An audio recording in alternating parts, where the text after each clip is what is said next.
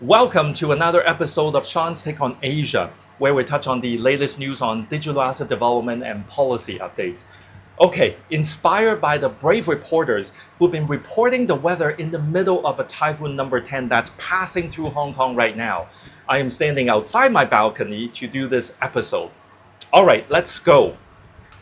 Last week was a significant week for the crypto industry, as the long-awaited Genius Act has finally passed the House and signed into law by President Trump on July 18th.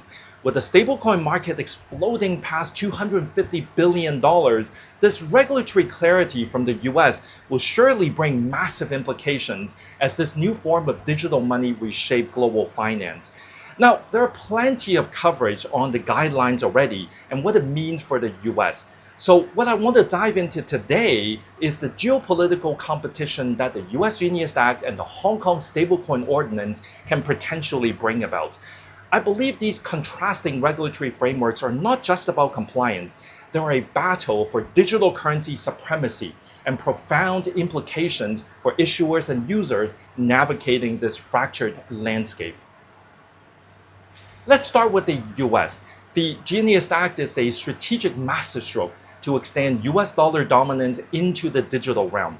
By mandating that stablecoin reserves be backed one-to-one by US Treasury bills and cash, the act is essentially tying the stablecoin markets, which is today 90% US dollar pegged, to US dollar government debt. For example, $100 billion US dollar issuance will boost Treasury demand, funding US borrowing while cementing dollar hegemony.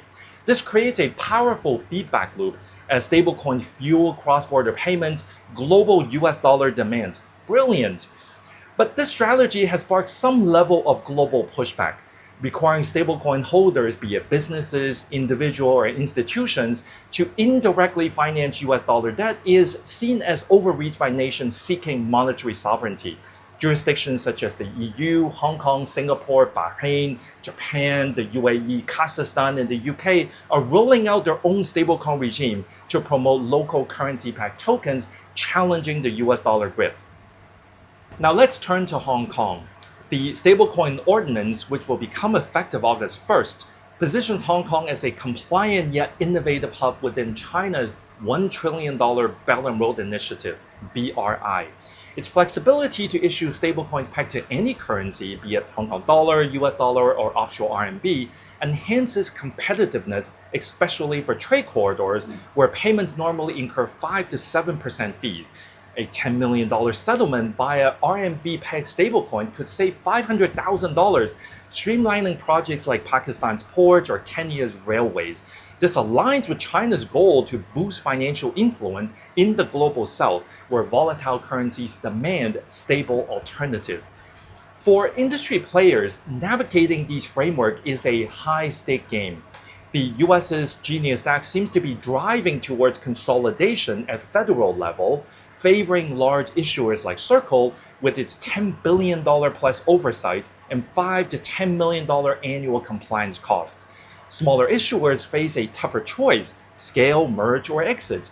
They can certainly issue at the state's level, though it's questionable whether that can facilitate enough circulation to be a viable business.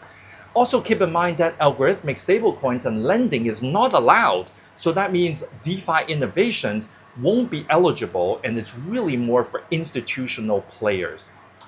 Hong Kong's ordinance also tilts towards established firms. Yes, the 25 million Hong Kong dollar capital threshold, which is roughly 3.2 million US dollar, isn't crazy high, though it is indeed 3 times higher than that of Singapore's.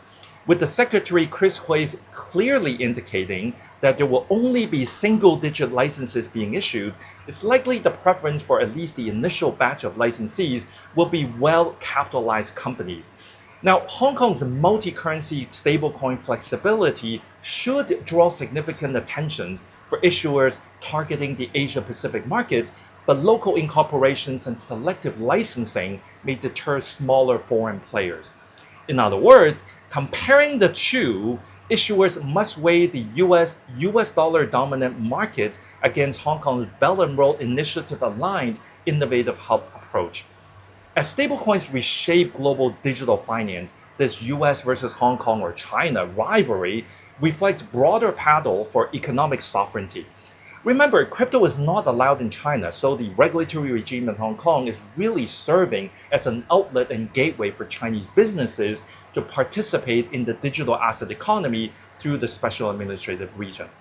China's approach has always been more about multilateralism than hegemony. So Hong Kong's multi-currency approach, combining with jurisdictions like Singapore, Japan, the UAE, and the UK, all promoting their own sovereign stablecoins, is probably what industry players should be strategizing very carefully. That's all for this episode of Sean's Take on Asia. If you like this content, please give me a like, follow me on LinkedIn, and subscribe to the YouTube channel. Until next time, keep innovating and keep demonstrating the transformational promise of Web3.